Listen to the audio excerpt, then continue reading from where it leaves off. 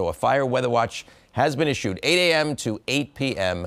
tomorrow. All right, disregard, if my finger worked, I would just X this out, because that 63-degree temperature is from 6 p.m. at Logan Airport, did not report at 7 o'clock, probably around 58 or so. It's cooling quickly now, and very strong northwest winds. Already we see the 40s coming in to southwest New Hampshire. Gusts 45 to 50 miles an hour up around Lawrence and Portsmouth, New Hampshire. We've had a few little isolated reports of a couple of trees down. That could still happen a little bit more in the next couple of hours until the cold air is firmly established later tonight. Then the winds will ease a bit, but still be a factor tomorrow. Storm is gone. That gave us the rain.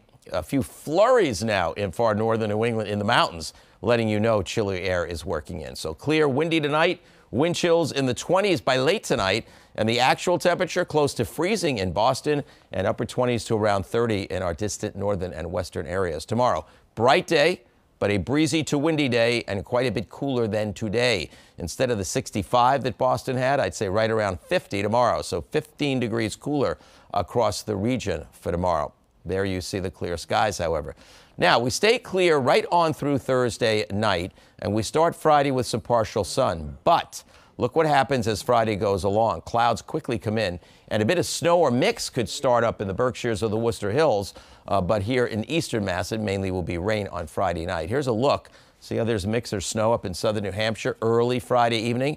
Pretty decent rains coming through, ending during Saturday morning with some clearing coming in for Saturday afternoon. The weekend forecast looks nice with the clearing skies coming in Saturday afternoon after that damp and cloudy start.